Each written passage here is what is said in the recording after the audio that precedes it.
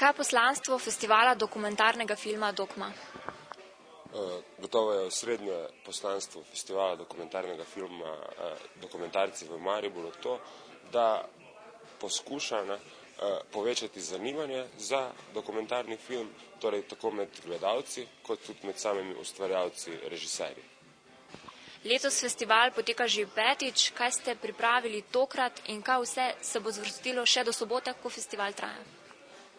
Tudi tokrat festival poteka v čez leto zaprtih mestnih kinodvoranah Maribora, Partizan in Udarnik. Tudi tokrat prinaša 5 programskih kategorij, 2 tekmovalni, medregionalni program in posebno slovenski. Tudi tokrat pa mogoče novost to, da se v medregionalnem programu nagrada podeljuje za prvo ali drugo dokumentarno delo mladih režiserjev iz Evrope do starih do 35 let. In še nekako ena od novosti je gotovo ta, da se v okviru glavnega programa predstavlja posebna sekcija, in sicer Ekodokma, v kateri vsak dan vrtimo filme na okoljevarstveno tematiko, ki so nekako v zadnjem času v porastu. Veliko filmov s tako vsebino namreč nastaja. Kakšno pa je zanimanje strani obiskovalcev kot tudi udeležencev samega festivala?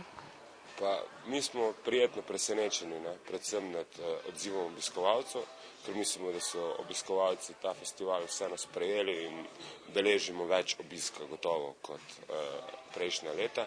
Zdaj smo še sred tedna, bi težko govoril o kakih konkretnih podatkih, koliko je to dejansko povečanje v nekih procentih ali tako. Glede na to, da pa se letos v kategoriji posebno slovenski za obe nagradi poteguje 19 filmov, pa nekako, in tudi Dokma si šteje del zaslug za to, da lahko ugotovimo, da se dokumentarna produkcija na Slovenskem povečuje in da dokumentarni film postaja zanimiv. Ne nazadnje tudi na televiziji Slovenije imamo zdaj, vsaj meni se tako zdi, več dokumentarcev. Upamo, da bodo tem izgledu začele slediti druge televizije in da bo ne nazadnje tudi s tem 6. naslednja Dokma Dokumentarci v Mariboru še bolj programsko kakovostna tudi v sekciji posebno slovenski.